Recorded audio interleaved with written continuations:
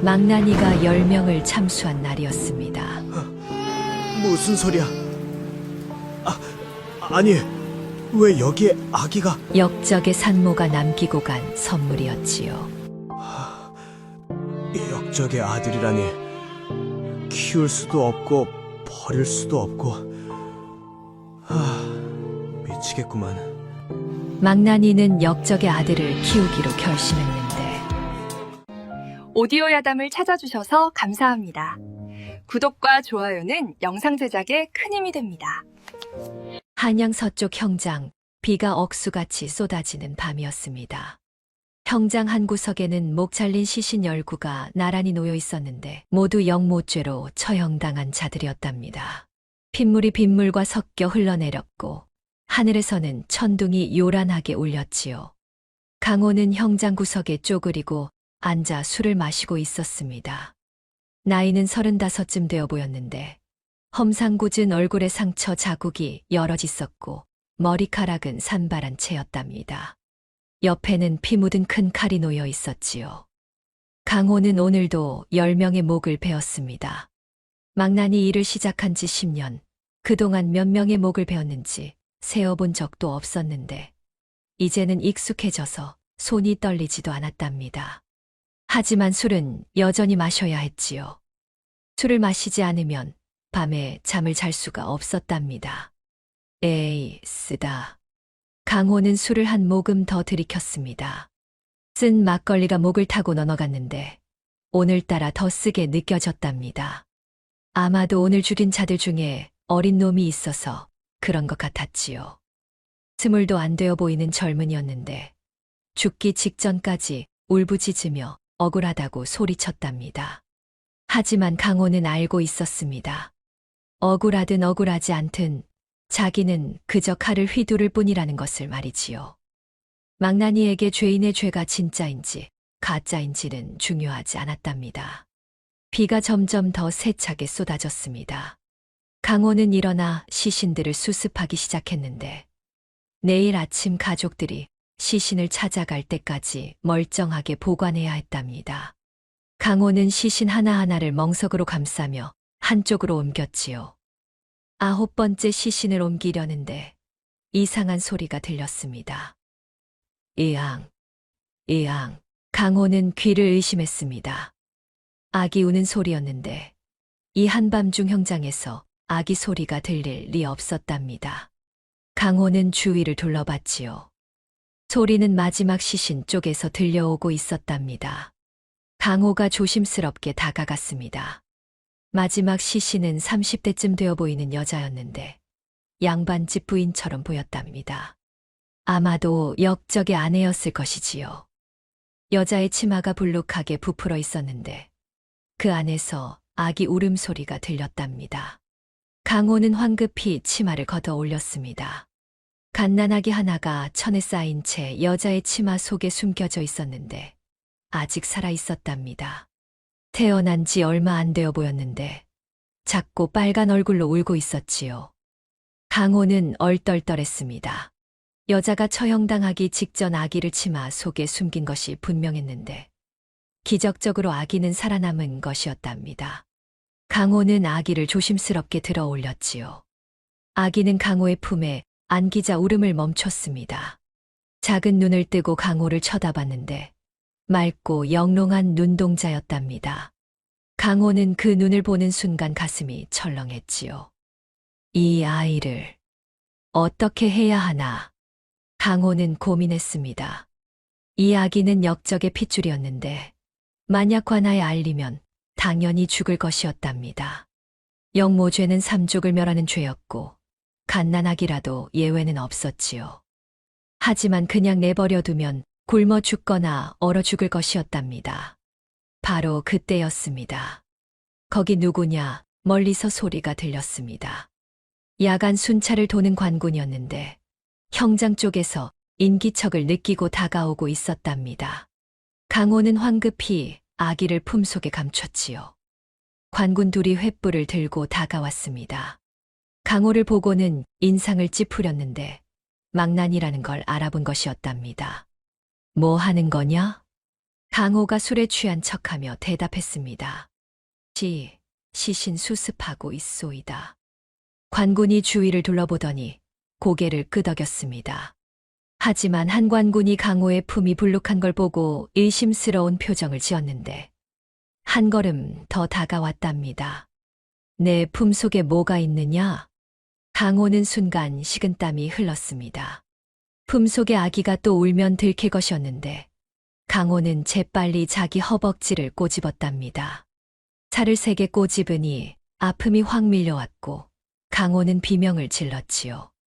으악, 귀신이다. 죽은 놈이 날 잡아간다. 강호는 미친 사람처럼 소리를 지르며 제자리에서 빙글빙글 돌았습니다. 관군들은 황급히 뒤로 물러섰는데 형장에서 귀신 이야기를 하니 겁이 났답니다. 저놈이 미쳤나? 그냥 내버려 두자. 망나니 놈은 원래 미친 놈들이야. 관군들은 더 이상 확인하지 않고 황급히 자리를 떴습니다. 강호는 그들이 완전히 사라질 때까지 미친 척을 계속했는데 관군들이 보이지 않자 그제야 멈췄답니다. 강호는 품속의 아기를 꺼내봤습니다. 아기는 다행히 다치지 않았는데 강호를 보며 방긋 웃는 것 같았답니다. 강호는 그 모습을 보며 결심했지요. 이 아이를 내가 키우겠다. 강호 자신도 놀라운 결정이었습니다. 역적의 아들을 키운다는 것은 자기 목숨을 거는 일이었는데 들키면 당호도 영모에 연루되어 죽을 것이었답니다. 하지만 당호는 이 작은 생명을 그냥 죽게 내버려 둘 수 없었지요. 강호는 옷을 벗어 아기를 감쌌습니다. 그리고 조심스럽게 품에 안고 형장을 빠져나왔는데 비는 여전히 쏟아지고 있었답니다. 강호는 빗속을 걸으며 중얼거렸지요. 이제부터 넌 강호의 아들이다. 내 이름은 개똥이로 하자. 천하게 키워야 오래 산다고 했으니. 아기는 강호의 품속에서 편안하게 잠들었습니다. 강호는 아기를 내려다보며 씁쓸하게 웃었는데 자기 손으로 아기의 부모 목을 베고 이제 그 아기를 키운다니 아이러니했답니다. 하지만 당호는 후회하지 않았습니다. 이 아이만큼은 자기 손으로 지켜내겠다고 제대로 된 사람으로 키워내겠다고 다짐했는데 그것이 죽은 부모에게 할 수 있는 유일한 속죄라고 생각했답니다. 그날 밤 강호는 작은 움막집으로 돌아와 아기를 눕혔습니다. 아기는 여전히 편안하게 자고 있었는데 강호는 아기 곁에 앉아 밤을 새웠답니다. 이제부터 자기 인생이 어떻게 될지 알 수 없었지만 강호는 두렵지 않았지요.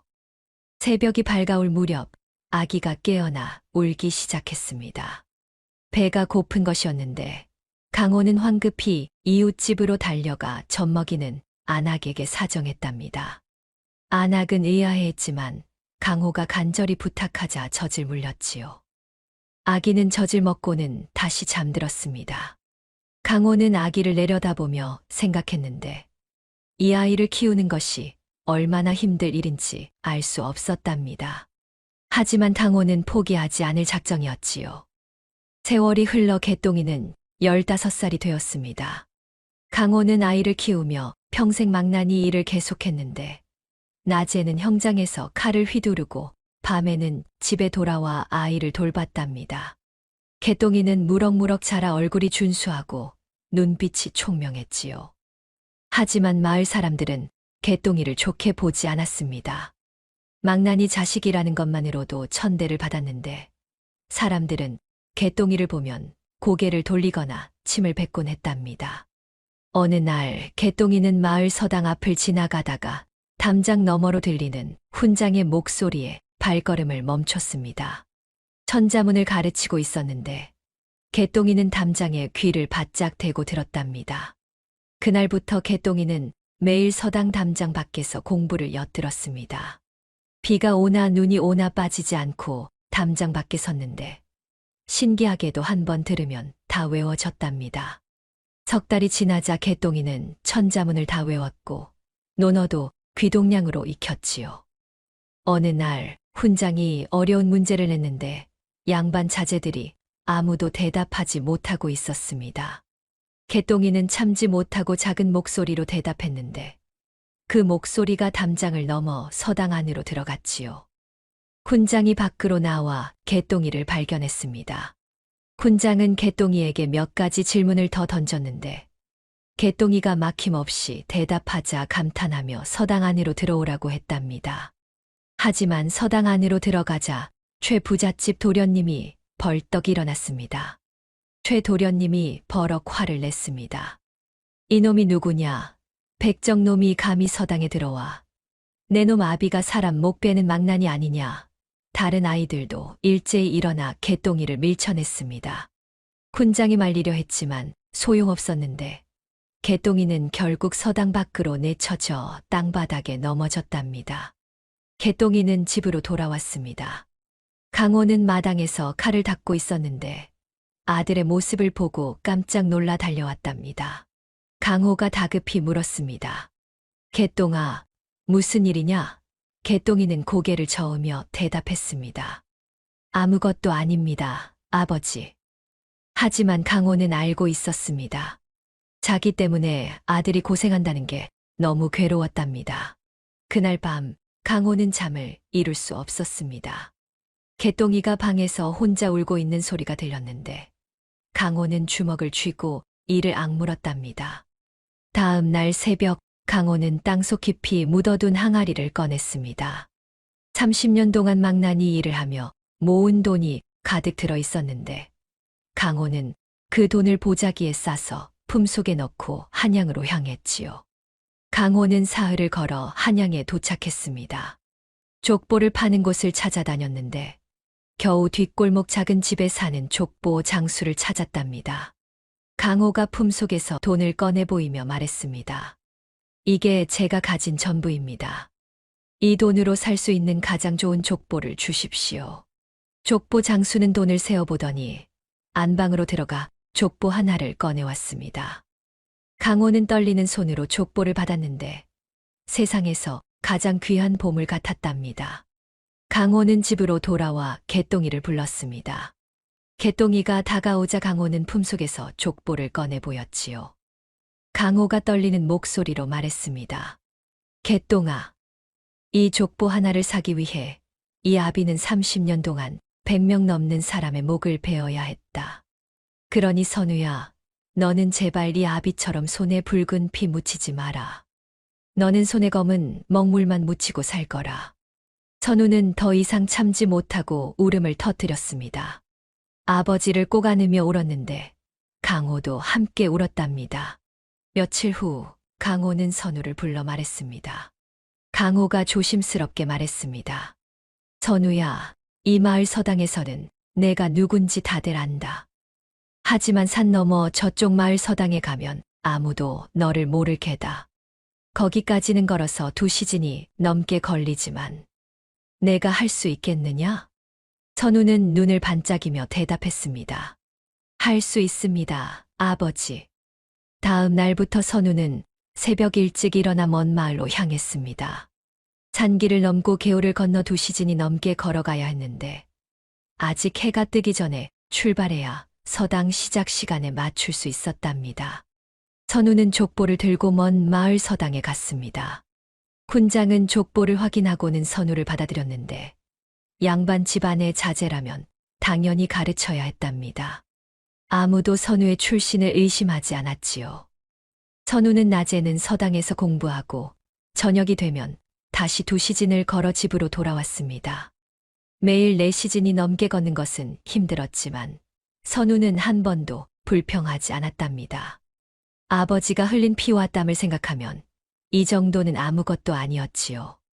석 달이 지나자 선우는 서당에서 가장 뛰어난 학생이 되었습니다. 군장은 선우를 칭찬하며 앞으로 큰 인물이 될 거라고 했는데 다른 아이들도 선우를 존경하기 시작했답니다. 강호는 새벽마다 일어나 선우를 배웅했습니다. 어두운 새벽길을 홀로 떠나는 아들의 뒷모습을 보며 강호는 눈시울이 뜨거워졌는데 자기가 평생 칼을 휘두른 보람이 있다고 생각했답니다. 세월이 흘러 선우는 20살이 되었습니다. 선우는 지난 5년 동안 매일 새벽 산길을 넘어 먼 마을 서당에 다녔는데 비가 오나 눈이 오나 한 번도 빠지지 않았답니다. 처음에는 힘들었지만 이제는 익숙해져서 2시즌 길도 가볍게 걸을 수 있었지요. 선우는 서당에서 가장 뛰어난 학생이 되었습니다. 사서삼경을 모두 외웠고 시를 짓는 솜씨도 뛰어났으며 글씨도 훈장만큼이나 잘 썼는데 다른 학생들도 선우를 존경하기 시작했답니다. 훈장은 선우를 자랑스러워하며 꼭 과거에 급제할 거라고 했지요. 선우가 서당에 온 지 3년이 되던 해였습니다. 서당에 새로운 학생이 들어왔는데 박 부잣집 도련님이었답니다. 박 도련님은 한양에서 공부하다가 고향으로 내려온 것이었는데 자기가 제일 똑똑하다고 생각했지요. 박 도련님은 처음 서당에 온 날부터 거만했습니다. 다른 학생들을 무시했고 훈장에게도 건방지게 굴었는데 자기 아버지가 부자라는 걸 내세웠답니다. 어느 날 서당에서 시험이 있었습니다. 훈장이 어려운 문제를 냈는데 학생들은 머리를 싸매고 고민했답니다. 박도련님도 자신만만하게 답안을 작성했는데 자기가 1등할 거라고 확신했지요. 하지만 선우는 붓을 들어 막힘없이 글을 써 내려갔습니다. 선우가 답안을 제출하자 훈장이 읽어봤는데 훈장의 눈이 점점 커졌답니다. 완벽한 답이었지요. 훈장이 선우를 칭찬했습니다. 선우야, 내 실력이라면 한양과거 시험에서도 충분히 합격할 수 있을 게다. 정말 훌륭하구나. 박도련님은 자기 답안을 확인하고는 얼굴이 새빨개졌습니다. 2등이었는데 자기보다 선우가 나은 것이었답니다. 박도련님은 분을 참지 못하고 자리에서 일어났지요. 박도련님이 선우를 노려보며 말했습니다.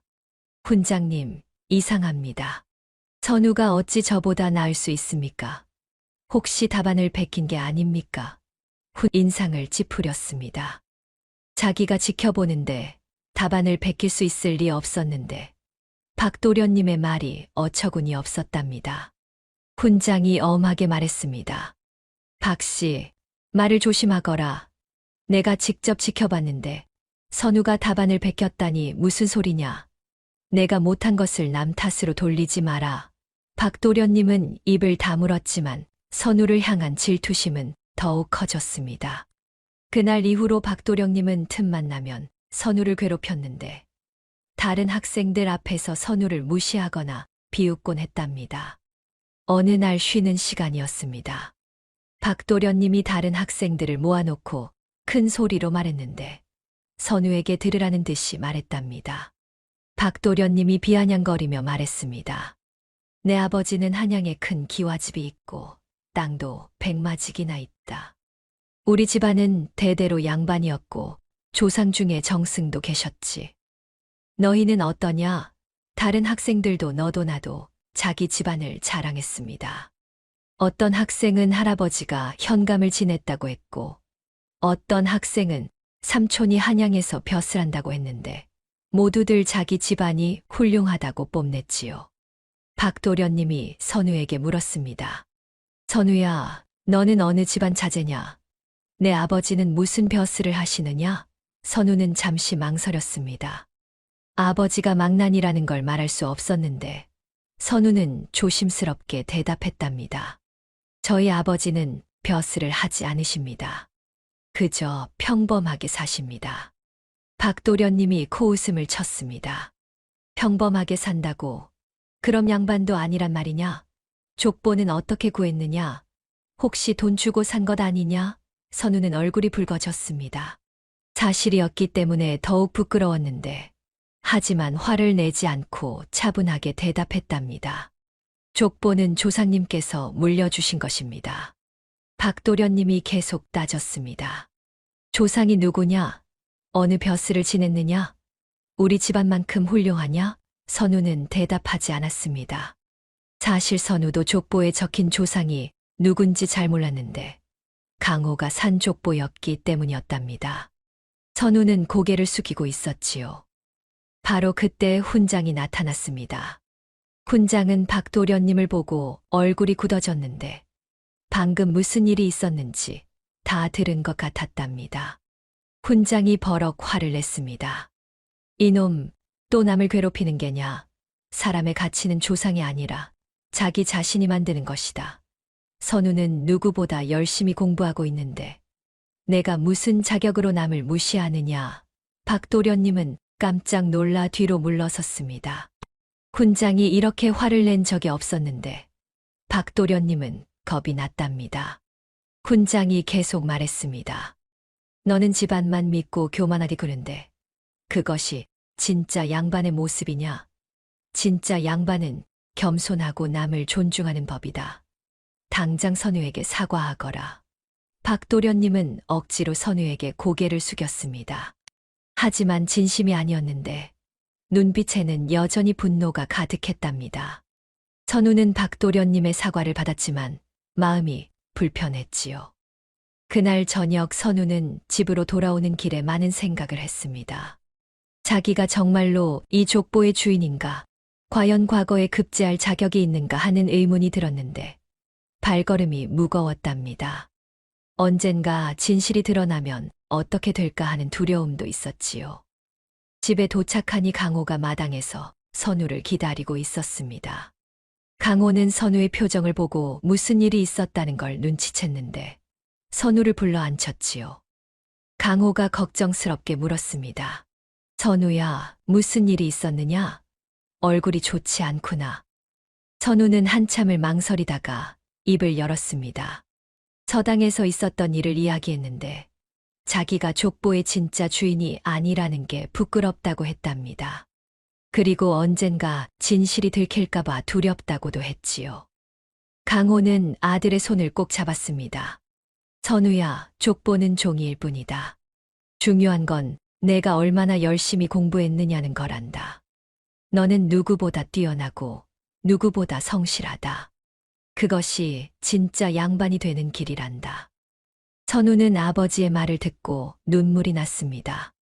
아버지가 자기를 위해 얼마나 많은 희생을 했는지 알고 있었는데 더 이상 흔들리지 않겠다고 다짐했답니다. 다음 날부터 선우는 더욱 열심히 공부했습니다. 새벽에 일어나 집에서 먼저 공부하고 서당에 가서도 공부하고 집에 돌아와서도 밤늦게까지 공부했는데 잠자는 시간도 아까워했답니다. 박도련님의 비웃음 따위는 신경 쓰지 않았지요. 1년이 지났습니다. 선우는 이제 서당에서 배울 게 없을 정도로 실력이 늘었는데 훈장도 더 이상 가르칠 게 없다고 했답니다. 박도련님은 여전히 선우를 따라잡지 못했는데 점점 더 초라해 보였지요.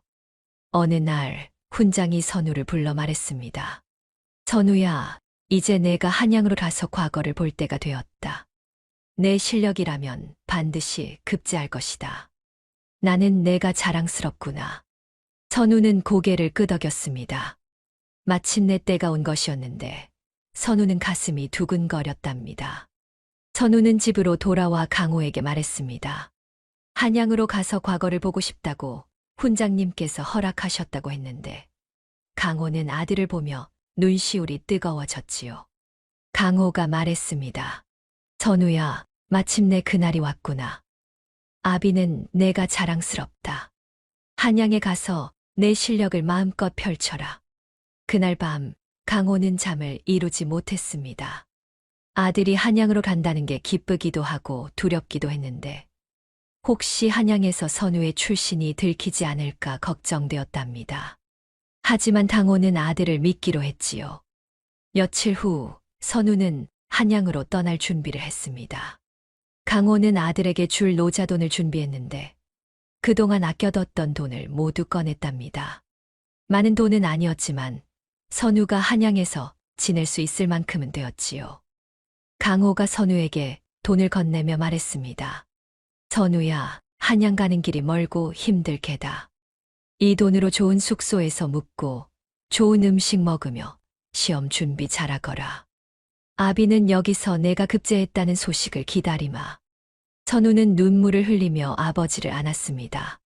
아버지가 얼마나 자기를 사랑하는지 알고 있었는데 반드시 급제해서 아버지를 기쁘게 해드리겠다고 다짐했답니다. 선우는 아버지에게 깊은 절을 올렸습니다. 강호도 아들에게 절을 받으며 눈물을 흘렸는데 이제 아들이 큰 세상으로 나가는 것이 자랑스러우면서도 걱정되었답니다. 선우는 한양으로 떠나기 전 보름 동안 준비를 했습니다. 강호는 아들을 위해 새 옷을 마련했는데 비싼 것은 아니었지만 깨끗하고 단정한 옷이었답니다. 선우가 한양에 가서 초라해 보이지 않게 하려는 강호의 마음이었지요. 강호는 또 튼튼한 집신도 새로 삼았는데 한양까지 가는 먼 길을 걷는데 필요했답니다.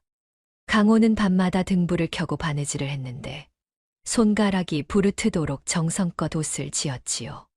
선우는 매일 과거 시험에 나올 만한 문제들을 복습했습니다. 사서삼경을 다시 한 번 정독했고 시를 짓는 연습도 했는데 밤늦게까지 공부하느라 잠을 제대로 자지 못했답니다. 강호는 아들이 너무 무리하지 않을까 걱정했지만 선우는 괜찮다며 웃어 보였지요. 하지만 선우의 얼굴은 날이 갈수록 수척해졌답니다. 강호는 아들을 보며 가슴이 아팠습니다. 저렇게 열심히 공부하는 아들을 보면 뿌듯하기도 했지만 한편으로는 걱정도 되었는데 혹시 한양에서 출신이 들키지 않을까 하는 두려움이 있었답니다. 강호는 밤마다 잠을 설치며 아들을 생각했지요. 어느 날 저녁 강호는 선우를 마당에 불러 앉혔습니다. 달빛이 밝게 비치는 밤이었는데 강호는 아들에게 해주고 싶은 말이 많았답니다. 하지만 막상 입을 열려니 목이 메어 말이 나오지 않았지요. 강호는 한참을 망설이다가 천천히 입을 열었답니다. 선우는 아버지를 바라봤습니다. 강호의 얼굴에는 주름이 깊게 패여 있었고 머리카락에는 흰머리가 많이 섞여 있었는데 언제 이렇게 늙으셨나 싶어 선우는 가슴이 아팠답니다. 아버지가 자기를 키우느라 얼마나 고생했는지 새삼 깨달았는데 선우는 아버지의 손을 보았지요. 칼을 휘두르느라 굳은 살이 박이고 상처 자국이 가득한 손이었답니다. 강호가 천천히 입을 열었습니다. 선우야, 한양에 가면 조심해야 할 게 많단다. 내 출신을 아는 사람은 없겠지만 혹시라도 의심받을 만한 행동은 하지 마라. 말도 조심하고 행동도 조심해야 한다. 선우는 고개를 끄덕이며 아버지의 말을 새겨들었습니다. 강호는 계속해서 당부했는데 한양에는 똑똑한 사람들이 많으니 교만하지 말고 윗사람을 공경하고 아랫사람을 무시하지 말라고 했답니다. 선우는 하나하나 마음에 새겼지요. 강호가 잠시 망설이다가 다시 말했습니다. 그리고 선우야, 만약에 말이다. 내 출신이 들킬 것 같으면 그냥 돌아오거라. 과거 따위는 중요하지 않다. 내가 무사한 게 제일 중요하단다. 선우는 아버지의 손을 꼭 잡았습니다. 아버지가 얼마나 걱정하는지 알 수 있었는데 선우는 눈물이 날 것 같았답니다. 하지만 참으며 아버지를 안심시키려 했었지요. 선우가 말했습니다. 아버지, 걱정 마십시오. 저는 조심할 것입니다. 그리고 반드시 급제해서 돌아오겠습니다. 아버지께서 흘린 피와 땀을 헛되이 하지 않겠습니다. 강호는 아들을 보며 눈시울이 뜨거워졌습니다. 이 아이가 갓난아기였을 때가 엊그제 같은데 어느새 이렇게 의젓한 청년이 되었다는 게 신기하기도 하고 자랑스럽기도 했답니다. 강호는 아들의 어깨를 토닥이며 말없이 고개를 끄덕였지요. 두 사람은 한참 동안 말없이 앉아 있었습니다. 달빛 아래서 아버지와 아들이 나란히 앉아 있는 모습이 평화로워 보였는데 하지만 두 사람의 마음 속에는 각각 걱정과 다짐이 가득했답니다. 다음 날 선우는 서당에 마지막 인사를 하러 갔습니다. 훈장은 선우를 보고 흐뭇하게 웃었는데 제자가 이렇게 훌륭하게 자란 것이 기쁜 듯 했답니다. 훈장은 선우에게 당부의 말을 건넸지요. 한양에 가서도 겸손하게 행동하고 실력을 과시하지 말고 다른 사람들과 잘 지내라고 했답니다. 훈장은 또 선우에게 조그만 책 한 권을 건넸는데 자기가 젊었을 때 쓴 시집이었지요. 선우는 감사하다며 깊은 절을 올렸답니다. 다른 학생들도 선우에게 인사를 했습니다. 대부분은 선우의 급제를 응원했는데 선우와 친하게 지냈던 학생들은 아쉬워하며 꼭 소식을 전해달라고 했답니다. 어떤 학생은 선우에게 부적을 건네주기도 했는데 과거 시험에서 행운을 빌어준다고 했지요. 하지만 박도련님만은 멀리서 선우를 노려볼 뿐 인사하지 않았답니다. 선우는 서당을 나서며 뒤돌아봤습니다. 지난 5년 동안 매일 걸어서 다녔던 이 길이, 이 서당이 새삼 정겹게 느껴졌는데 선우는 가슴 한편이 뭉클했답니다. 이곳에서 배운 것들을 한양에서 꼭 보여주겠다고 다짐했지요. 떠나는 날 아침이 밝았습니다. 선우는 새벽같이 일어나 짐을 꾸렸는데 책 몇 권과 옷까지 그리고 아버지가 준 족보를 조심스럽게 보자기에 쌌답니다. 강호는 부엌에서 아들을 위해 주먹밥을 만들고 있었는데 길에서 먹으라고 정성껏 만들었지요. 강호는 또 말린 고기와 엿도 준비했답니다. 해가 떠오를 무렵 선우는 짐을 메고 집을 나섰습니다. 강호는 대문 밖까지 따라 나왔는데 아들의 뒷모습을 보며 말없이 서 있었답니다. 선우는 몇 걸음 가다가 뒤돌아봤지요. 강호와 선우는 한참 동안 서로를 바라봤습니다. 강호는 손을 흔들며 아들을 격려했는데 선우도 손을 흔들며 웃어 보였답니다. 하지만 선우가 돌아서자 강호의 눈에서는 눈물이 흘러내렸지요. 강호는 주먹으로 눈물을 닦으며 아들이 멀어지는 모습을 지켜봤답니다. 강호는 아들이 저 멀리 보이지 않을 때까지 서서 지켜봤습니다. 선우의 모습이 완전히 사라지자 강호는 무릎을 꿇고 하늘을 향해 기도했는데 제발 아들이 무사하게 한양에 도착하고 과거에 급제할 수 있게 해달라고 빌었답니다. 강호는 평생 신을 믿지 않았지만 이날만큼은 간절히 기도했지요. 선우는 사흘 동안 걸어 한양에 도착했습니다. 한양은 선우가 상상했던 것보다 훨씬 컸는데 큰 기와집들이 즐비하고 사람들이 북적거렸답니다. 거리에는 상인들이 물건을 팔고 있었고 양반들이 가마를 타고 지나다녔으며 온갖 구경거리가 가득했지요. 선우는 한양의 크기에 압도되었지만 곧 마음을 다잡았답니다. 선우는 먼저 묵을 곳을 찾았습니다. 아버지가 준 돈으로 작은 여관방을 얻었는데 깨끗하지는 않았지만 잘 수 있을 만큼은 되었답니다. 선우는 짐을 풀고 잠시 쉬었는데 먼 길을 걸어온 탓에 다리가 아팠지요. 하지만 쉴 시간이 없었답니다. 선우는 곧바로 한양을 돌아다니며 과거 시험장을 확인했지요. 다음 날부터 선우는 본격적으로 준비에 들어갔습니다.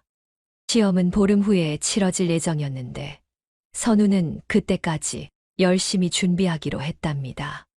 낮에는 도서관에 가서 책을 읽었고 밤에는 여관방에서 복습했지요. 선우는 밥 먹는 시간도 아껴가며 공부했답니다.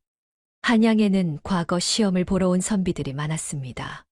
선우는 그들과 어울리며 정보를 얻으려 했는데 대부분은 친절했지만 어떤 이들은 선우를 무시하기도 했답니다. 선우의 옷차림이 초라해서였지요. 한양 출신 선비들은 비단 옷을 입고 다녔는데 선우는 무명옷을 입고 있었답니다. 하지만 선우는 개의치 않았습니다. 어느 날 저녁 선우는 여관방에 앉아 아버지 생각을 했습니다. 지금쯤 아버지는 무얼 하고 계실까, 아버지는 잘 지내시는지 궁금했는데 선우는 편지를 쓰기로 했답니다. 아버지께 한양에 잘 도착했고 열심히 공부하고 있으니 걱정 마시라고 썼지요. 선우는 또 한양이 얼마나 큰지, 사람들이 얼마나 많은지도 자세히 적었답니다. 하지만 선우는 편지를 붙이지 못했습니다. 편지를 붙일 돈이 아까웠기 때문이었는데 선우는 아버지가 준 돈을 아껴 쓰려고 했답니다. 선우는 하루에 한 끼만 먹으며 돈을 아꼈지요. 선우는 편지를 접어 품속에 넣었답니다. 시험 날이 다가왔습니다. 선우는 긴장되었지만 자신감도 있었는데 그동안 열심히 준비했기 때문이었답니다. 선우는 시험 전날 밤잠을 설쳤는데 내일이면 자기 운명이 결정된다는 생각에 가슴이 두근거렸지요. 선우는 어둠 속에서 아버지를 떠올렸습니다. 아버지가 30년 동안 칼을 휘두르며 모은 돈으로 산 족보. 그 족보 덕분에 자기가 이 자리까지 올 수 있었다는 것을 잊지 않았답니다. 선우는 품속에서 족보를 꺼내 만져봤는데 종이가 낡고 누렇게 변해 있었지요. 선우는 반드시 급제해서 아버지를 기쁘게 해드리겠다고 다짐했답니다. 과거 시험날이 밝았습니다. 선우는 새벽같이 일어나 씻고 옷을 갈아입었습니다. 아버지가 지어준 새 옷을 입으니 마음이 차분해졌는데 선우는 거울을 보며 옷매무새를 가다듬었답니다. 손이 떨렸지만 선우는 심호흡을 하며 마음을 가라앉혔지요. 시험장으로 가는 길에는 수많은 선비들이 모여 있었습니다. 모두들 긴장한 표정이었는데 어떤 이는 책을 펼쳐 마지막까지 읽고 있었고 어떤 이는 혼자 중얼거리며 외우고 있었답니다. 선우는 그 사이를 지나 시험장 입구로 향했지요. 시험장 문 앞에서 관리들이 선비들을 확인하고 있었습니다. 족보와 신분을 확인한 후에야 안으로 들어갈 수 있었는데 선우는 줄을 서서 차례를 기다렸답니다. 선우의 차례가 되자 나이 든 관리 하나가 선우를 보았지요. 선우는 족보를 꺼내 관리에게 보였습니다. 관리는 족보를 펼쳐 확인했는데 한참을 들여다보다가 고개를 끄덕이며 통과시켰답니다. 선우는 안도하며 시험장 안으로 들어갔지요. 시험장은 넓은 마당이었습니다. 선비들이 일렬로 앉을 자리가 마련되어 있었는데 선우는 자기 자리를 찾아 앉았답니다. 주위를 둘러보니 화려한 옷을 입은 선비들이 많았는데 모두 한양의 명문가 자제들처럼 보였지요. 시험이 시작되었습니다. 문제지가 나눠졌는데 선우는 문제를 읽어봤답니다. 사서삼경에 대한 문제와 시를 짓는 문제였는데 선우가 그동안 준비한 것들이었지요. 선우는 붓을 들어 답안을 쓰기 시작했답니다. 선우는 막힘없이 답안을 써 내려갔습니다. 지난 5년 동안 배운 것들이 머릿속에서 술술 나왔는데 손이 저절로 움직이는 것 같았답니다.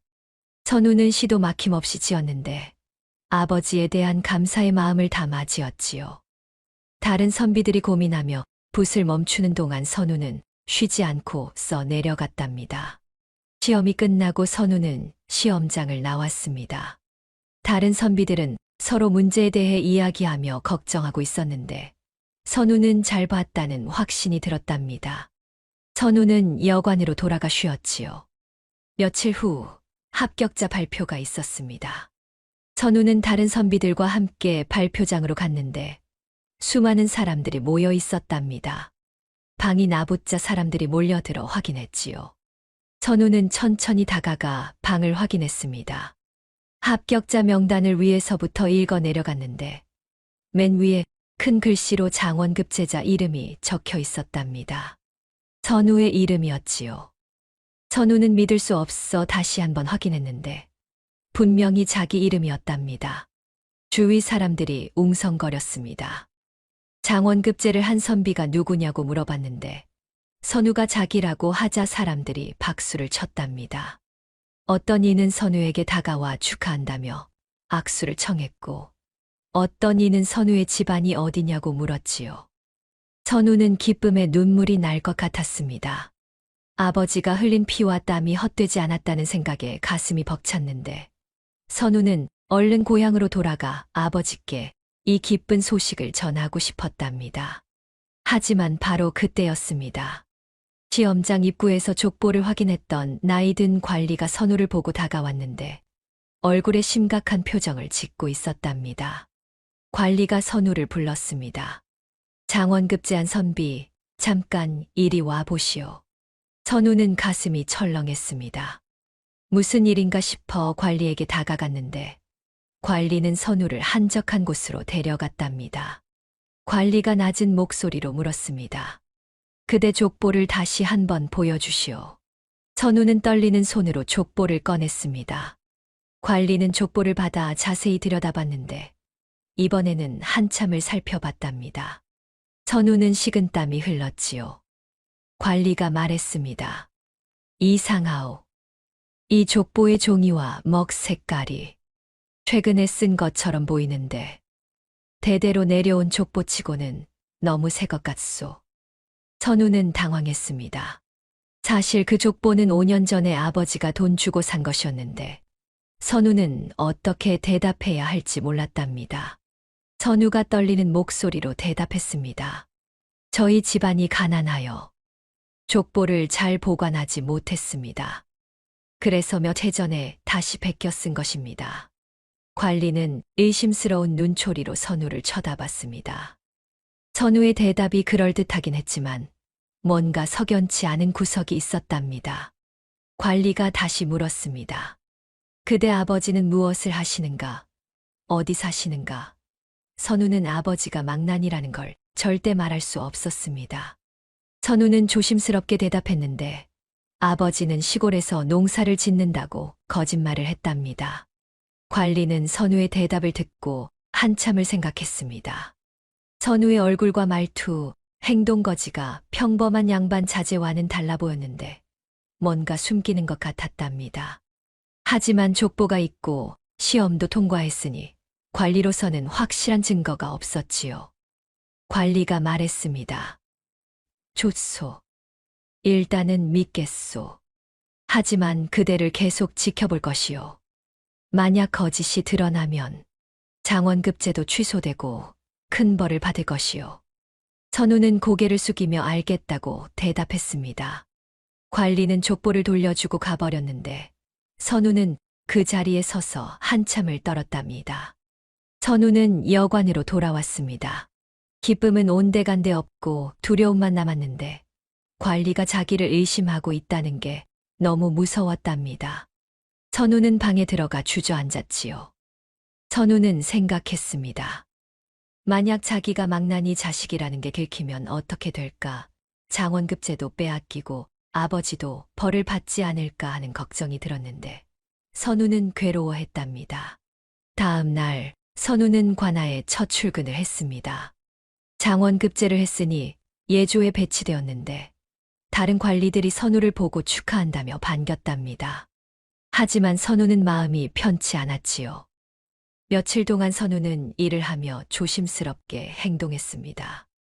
말도 조심하고 행동도 조심했는데 혹시라도 의심받을까봐 두려웠답니다.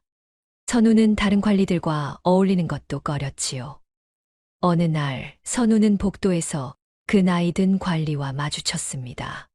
관리는 선우를 보고 멈춰 섰는데 한참을 쳐다보다가 지나갔답니다. 선우는 등에 식은땀이 흘렀지요. 선우는 더 이상 견딜 수 없었습니다. 아버지를 만나 의논하고 싶었는데 선우는 상사에게 휴가를 청했답니다. 고향에 급한 일이 생겼다고 했는데 상사는 며칠 쉬다 오라고 허락했지요. 선우는 급히 짐을 꾸려 고향으로 향했습니다.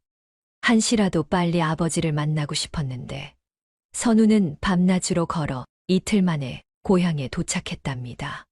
집에 도착하니 강호가 마당에서 일하고 있었습니다.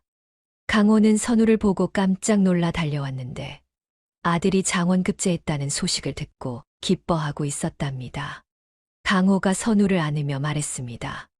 선우야, 내가 장원급제를 했다니 아비가 얼마나 자랑스러운지 모른다. 하지만 선우의 표정은 어두웠습니다. 선우는 아버지를 안으며 눈물을 흘렸는데 한양에서 있었던 일을 이야기하고 싶었지만 차마 입이 떨어지지 않았답니다. 선우는 그저 아버지를 꼭 안고 있었지요. 강호는 아들의 표정을 보고 무언가 잘못되었다는 걸 눈치챘습니다. 하지만 묻지 않았는데 아들이 말하고 싶을 때 말하겠지 싶었답니다. 강호는 아들의 등을 토닥이며 위로했지요.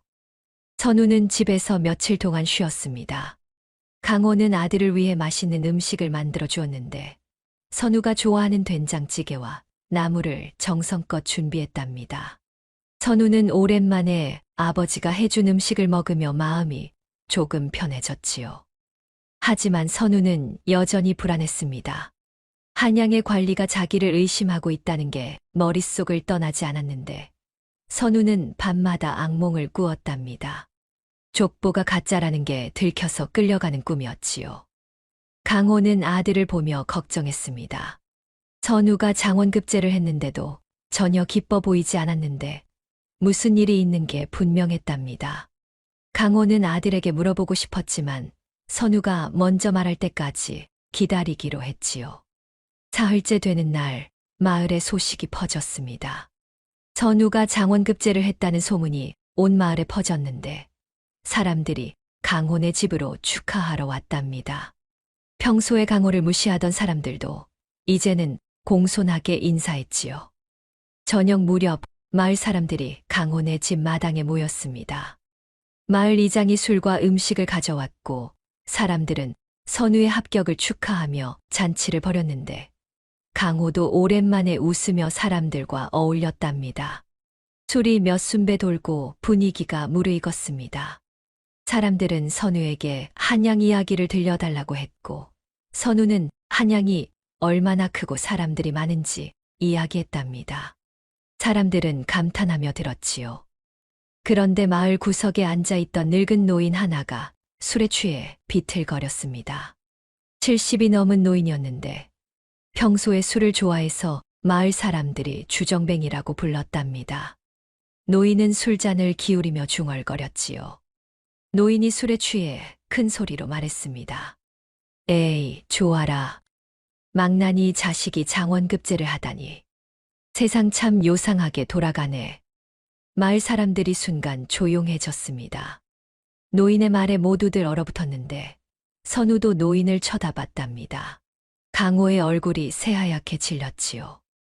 마을 이장이 황급히 노인을 말렸습니다.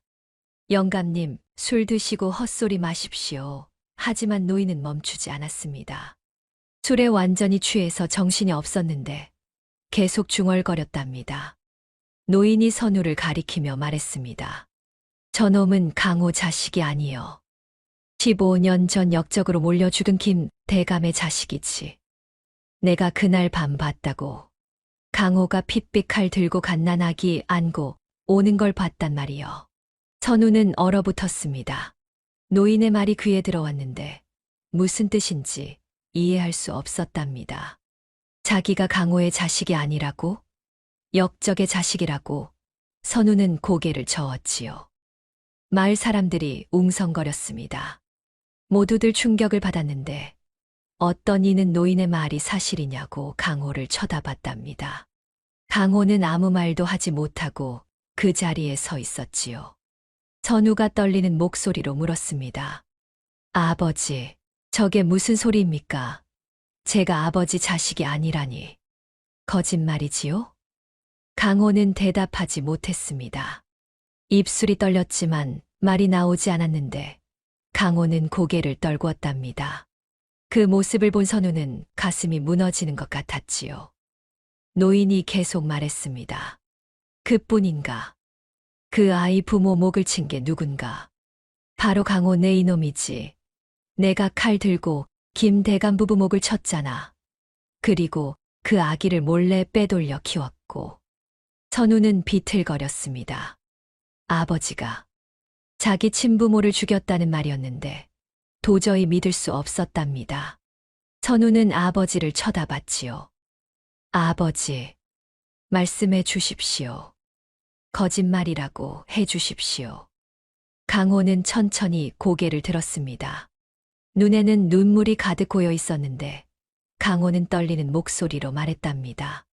선우야, 미안하다. 사실이다. 너는 내 친자식이 아니다.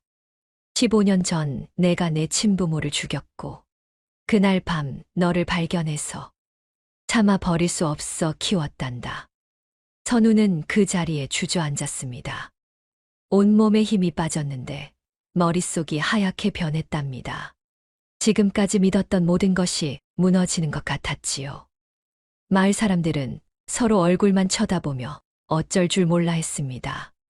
이장이 사람들을 데리고 조용히 자리를 떠났는데 마당에는 강호와 선우만 남았답니다. 선우는 한참 동안 말없이 앉아 있었습니다. 눈물도 나오지 않았는데 그저 멍하니 앞을 바라보고 있었답니다. 강호는 아들 옆에 무릎을 꿇고 앉았지요. 강호가 떨리는 목소리로 말했습니다. 선우야, 아비가 잘못했다. 진작 말했어야 했는데 너무 겁이 났단다. 내가 떠날까봐. 선우는 아버지를 쳐다봤습니다. 아버지라고 불러왔던 이 사람이 자기 친부모를 죽인 사람이라는 게 믿기지 않았는데, 하지만 아버지의 얼굴에서 거짓을 찾을 수 없었답니다. 선우가 차가운 목소리로 물었습니다. 그럼 저를 왜 키우셨습니까? 죄책감 때문입니까? 아니면 불쌍해서입니까? 강호는 고개를 저었습니다. 아니다. 처음에는 그저 버릴 수 없어서였다. 하지만 너를 키우면서 진짜 내 자식처럼 사랑하게 되었단다. 선우야, 너는 아비에게 세상에서 가장 소중한 사람이다. 선우는 웃었습니다. 슬픈 웃음이었는데 눈물이 주르르 흘러내렸답니다. 선우는 일어나 집 안으로 들어갔지요. 강호는 마당에 혼자 앉아 울었습니다. 평생 칼을 휘두르며 눈물을 흘린 적 없었는데 이날만큼은 참을 수 없었답니다. 강호는 땅을 치며 오열했지요. 밤이 깊어갔습니다. 선우는 방 안에서 짐을 꾸리고 있었는데 옷가지와 책을 보자기에 쌌답니다. 더 이상 이 집에 있을 수 없었지요. 강호는 밖에서 선우의 움직임을 느꼈습니다. 선우가 떠나려는 것을 알았는데 강호는 급히 자기 방으로 들어가 보찜을 쌌답니다. 선우보다 먼저 떠나기로 한 것이었지요. 강호는 생각했습니다. 자기가 있으면 선우의 앞길에 방해가 될 것이라고. 선우가 장원급제를 했는데 망나니 아비 때문에 고생할 수 없다고 생각했답니다. 강호는 어디론가 멀리 떠나 다시는 선우 앞에 나타나지 않기로 결심했지요. 강호가 보찜을 메고 집을 나서려는데 선우가 방에서 나왔습니다. 두 사람은 마당에서 마주쳤는데 서로 보찜을 메고 있었답니다. 선우는 아버지의 보찜을 보고 깨달았습니다. 아버지가 먼저 떠나려 한다는 것을 말이지요. 선우는 달려가 아버지의 보찜을 빼앗았답니다. 선우가 소리쳤습니다. 어디 가십니까? 저를 버리고 어디 가시려는 겁니까? 강 대답했습니다. 선우야, 아비는 너에게 짐이 될 뿐이다. 내가 있으면 내가 고생한다. 그러니 아비는 떠나야 한다. 선우는 보찜을 바닥에 내동댕이 쳤습니다. 물건들이 사방으로 흩어졌는데 선우는 아버지를 꼭 안았답니다. 선우가 울부짖었습니다. 낳아준 부모는 하늘이 정했으나 저를 사람으로 만든 건 아버지의 굳은 살입니다. 어딜 가십니까? 아버지. 강호도 아들을 안으며 울었습니다. 두 사람은 한참 동안 서로를 안고 울었는데 달빛만이 두 사람을 비추고 있었답니다. 선우는 아버지를 놓아주지 않았습니다. 아버지가 없었다면 자기는 그날 밤 죽었을 거라고. 아버지가 자기를 키워줘서 오늘이 있다고 말했는데 강호는 계속 울었답니다. 그날 밤 두 사람은 마당에 나란히 앉아 밤을 새웠습니다. 말은 많지 않았지만 서로의 마음을 느낄 수 있었는데 두 사람 사이의 인연은 피보다 진했답니다. 선우와 강호는 서로에게 조심스러웠습니다. 진실을 알고 난 후 두 사람 사이에는 어색함이 있었는데 무슨 말을 해야 할지 몰랐답니다. 하지만 선우는 여전히 강호를 아버지라고 불렀고 강호는 여전히 아들을 돌봤지요. 선우는 며칠 동안 많은 생각을 했습니다. 자기 친부모가 누구였는지, 왜 역적으로 몰렸는지 궁금했지만 더 이상 중요하지 않았답니다. 선우에게 진짜 아버지는 자기를 키워준 강호였기 때문이지요. 선우는 밤마다 강호의 방에서 새어나오는 한숨 소리를 들으며 가슴이 아팠답니다. 어느 날 아침 선우는 강호에게 말했습니다. 한양으로 돌아가야 한다고 관아에서 기다리고 있을 것이라고 했는데 강호는 고개를 끄덕이며 아들의 옷가지를 챙겨주었답니다. 강호의 손은 떨리고 있었지요. 선우가 말했습니다. 아버지, 함께 가시지요. 한양에서 저와 함께 사시면 됩니다. 강호는 깜짝 놀라 손을 내저었습니다. 자기 같은 사람이 어떻게 한양까지 가서 아들에게 짐이 되느냐고. 자기는 여기 남아 있겠다고 했는데 선우는 고개를 저었답니다. 아버지가 없으면 저도 없습니다. 아버지는 제 전부입니다. 제발 함께 가시지요. 강호는 아들의 간절한 눈빛을 보고 더 이상 거절할 수 없었습니다. 강호는 천천히 고개를 끄덕였는데 눈가가 붉어졌답니다. 선우가 떠나는 날 아침이 밝았습니다. 두 사람은 함께 길을 떠났는데 선우는 앞장서서 걸었고 강호는 뒤따라 걸었답니다. 강호는 나이가 들어 다리를 조금 절었는데 오랫동안 무거운 칼을 휘두르느라 허리와 다리가 좋지 않았지요. 첫날은 무사히 지나갔습니다. 밤에 주막에서 묵을 때 선우는 강호의 다리를 주물러 드렸는데 강호는 아들이 자기를 이렇게 돌봐주는 게 고맙기도 하고 미안하기도 했답니다. 강호는 아들의 손을 꼭 잡았지요. 둘째 날 강호가 힘들어하기 시작했습니다. 다리가 아파서 자주 쉬어야 했는데 선우는 강호의 짐을 빼앗아 들었답니다. 강호는 미안해하며 천천히 걸었지만 선우는 아버지가 쉬고 싶을 때마다 기다려 주었지요. 셋째 날 아침 강호의 다리가 더욱 나빠졌습니다. 일어나려 해도 다리에 힘이 들어가지 않았는데 강호는 아들에게 먼저 가라고 했답니다. 자기는 천천히 따라가겠다고 했지만 선우는 고개를 저었지요. 선우는 강호 앞에 무릎을 꿇고 등을 내밀었습니다. 강호는 깜짝 놀라 손을 내저었는데 어찌 아비가 자식 등에 업힐 수 있느냐고 했답니다. 하지만 선우는 움직이지 않았지요. 선우가 말했습니다. 아버지, 제가 갓난아기였을 때 아버지께서 저를 품에 안고 키우셨습니다. 핏빛칼을 들고 형장에서 돌아오시면서도 저를 안고 오셨고 눈보라치는 밤에도 저를 품에 안고 지키셨습니다. 이제는 제가 아버지를 업을 차례입니다. 강호는 더 이상 거절할 수 없었습니다. 눈물이 주르륵 흘러내렸는데 강호는 떨리는 손으로 아들의 어깨를 잡고 조심스럽게 등에 업혔답니다. 선우는 아버지를 업고 천천히 일어났습니다. 무거웠지만 선우의 발걸음은 단단했는데 아버지가 평생 자기를 위해 짊어진 무게에 비하면 아무것도 아니었답니다. 강호는 아들의 등에 엎여 목이 메었습니다. 이 아이가 얼마나 자랐는지, 얼마나 의젓해졌는지 새삼 느껴졌는데 강호는 아들의 어깨가 넓고 든든하다는 걸 깨달았답니다. 강호는 조용히 울었지요. 선우는 아버지를 업고 한 걸음 한 걸음 걸었습니다. 땀이 이마를 타고 흘렀지만 선우는 멈추지 않았는데 오히려 아버지의 무게가 따뜻하게 느껴졌답니다. 선우는 아버지가 얼마나 오랫동안 자기를 지켜왔는지 온몸으로 느꼈지요. 한참을 걷던 강호가 떨리는 목소리로 말했습니다. 선우야, 아비는 내가 정말 자랑스럽다. 아비 같은 죄 많은 사람을 버리지 않고 이렇게까지 해주는구나. 선우가 대답했습니다. 아버지, 죄라니요. 아버지께서 저를 구하지 않으셨다면 저는 그날 밤 죽었을 것입니다. 아버지께서 30년 동안 칼을 휘두르며 모은 돈으로 족보를 사주시지 않았다면 저는 평생 천민으로 살았을 것입니다. 이 모든 것이 아버지 덕분입니다. 강호는 아들의 등에서 소리 없이 울었습니다. 평생 사람의 목을 베며 죄책감에 시달렸는데 이 아이 하나 때문에 살아올 수 있었답니다. 강호는 아들의 어깨를 더욱 꼭 잡았지요. 저 멀리 한양의 성곽이 보였습니다. 해가 뉘엿뉘엿 저물고 있었는데 붉은 노을이 하늘을 물들이고 있었답니다. 선우는 아버지를 업은 채 한양을 향해 걸었고 그 모습은 마치 한 폭의 그림 같았지요. 한양에 도착하자 선우는 아버지를 조심스럽게 내려드렸습니다.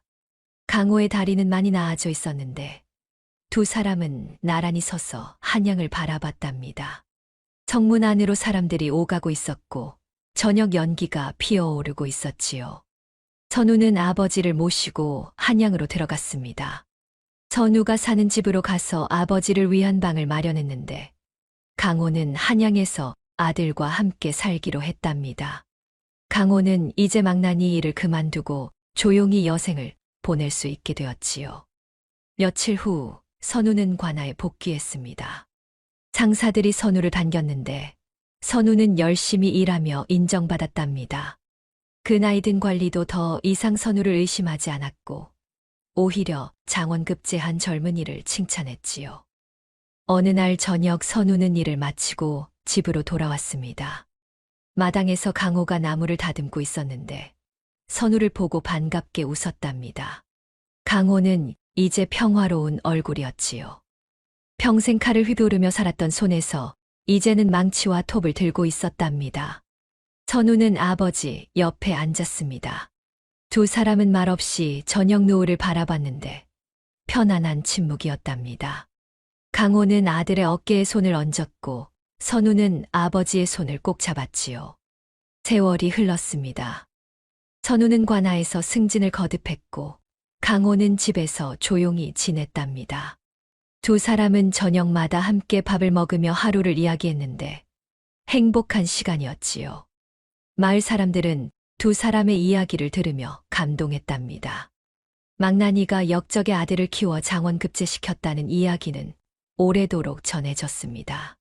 시대가 변하고 방법은 달라졌지만 부모의 마음은 예나 지금이나 똑같은 것 같습니다.